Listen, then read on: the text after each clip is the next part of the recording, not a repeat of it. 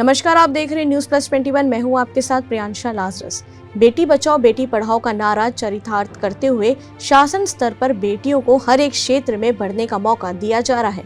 जी हां, आज ऐसी ही भाटापारा के एक बेटी की बात करेंगे जो तमाम बाधाओं एवं आर्थिक परेशानियों से जूझते अपनी पढ़ाई तो कर रही है, साथ ही कराटे में संघर्ष कर ब्लैक बेल्ट प्राप्त कर अपने स्कूल की छात्राओं को आत्मरक्षा के गुर भी सिखा रही है।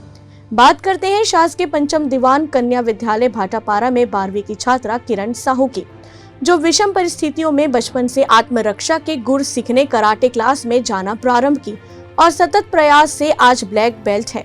मैं 1 महीने से शासकीय पंचम दीवान में कराटे का प्रशिक्षण दे रही हूँ। 300-350 बहनों को कराटे का प्रशिक्षण दे रही हूँ। मैं अपने संसाई अजय यादव सर से कराटे का प्रशिक्षण ली, वही उन्हीं हुनर को आगे बढ़ाते हुए मैं यही चाहती हूँ कि पेरेंट्स से कि अपने बच्चों को कराटे का प्रशिक्षण दें और सेल्फ डिफेंस के लिए यूज़ करें। यही धन्यवाद कहना चाहती हूँ कि शिक्षिकाओं से, प्राचार्य महोदय से कि मुझे यहाँ प्रशिक्षण देने का मौका दिए।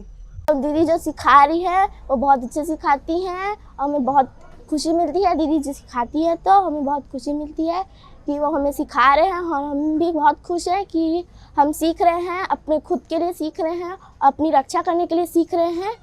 बहुत अच्छी बात है ये हमारे लिए।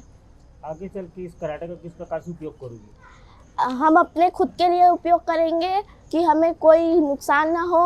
आसपास में हम देख रहे हैं कि बहुत सारी घटनाएं हो रही हैं, उस हिसाब से हमारे लिए ये बहुत अच्छा सुरक्षित है। हमारे लिए हमारे कराटे जो शिक्षिका है किरण, वो बहुत ही बेहतर तरीके से सिखा रही है और मुझे खुशी ये है कि वो बच्ची मेरे यहाँ से ही यहीं से पढ़ के निकली है और पढ़ रही है, यहीं पढ़ रही है और इतने बेहतर तरीके से नेशनल लेवल में भी जाती है और यहाँ पे अपने ही बहनों को सिखा रही है और बच्चे भी काफ़ी इंटरेस्ट लेते हैं। ये बहुत बड़ी खुशी की बात है।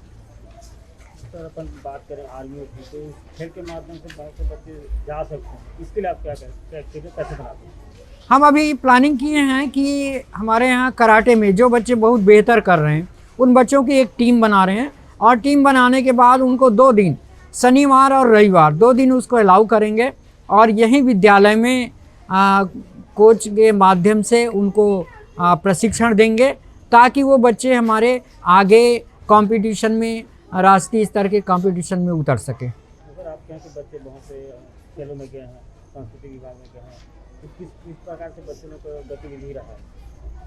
यहाँ से बच्चे काफ़ी नेशनल स्तर के प्रोग्राम में गए हैं, सांस्कृतिक गतिविधियों में गए हैं, खेल में गए हैं। उसका मेन कारण ये है, हम लोग बच्चों को फ्री कर देते हैं। जैसे कोई बच्चा चाहता है कि मैं जिम्नास्टिक करना चाहती हूँ या योगा करना चाहती हूँ या और कोई हैंडबॉल है या कबड्डी है, तो उन बच्चों को हम लोग पहले देखते हैं कि कौन कौन बच्चे इस तरह के खेलों में रुचि रखते हैं। उन बच्चों की ग्रुप बना देते हैं और उनको अलाउ कर देते हैं।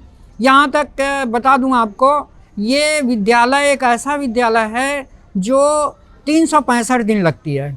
मतलब संडे को भी हम लोग छुट्टी नहीं रखते। संडे को भी हमारे बच्चे 8 बजे आ जाते हैं और 10 बजे तक जिनको जो रुचि है वो अपना प्रैक्टिस करते हैं। यहाँ संगीत से लेकर के हर चीज़ की शिक्षा दी जाती है। बच्चे जैसे रुचि रखते हैं उसी के अनुसार उस बच्चे को हम रेडी करते हैं। पेरेंट्स किस प्रकार से सहभागिता रहती है? एक बार फिर से, पेरेंट्स की किस प्रकार से सहभागिता रहती है? पेरेंट्स का हमको बहुत सहयोग रहता है और जब भी हम मीटिंग बुलाते हैं तो वो आते हैं और किसी प्रकार की हमको आवश्यकता होती है तो वो मदद करते हैं। दूसरी बात, सलाह भी देते हैं कि हम पूछते हैं कि हमें क्या कमी है, विद्यालय में क्या कमी है और क्या चाहिए, तो पेरेंट जो है काफ़ी मदद करते हैं और बहुत ही बेहतर है। ऐसी जानकारियों के लिए देखते रहिए न्यूज़ प्लस 21, आपके हक की बात।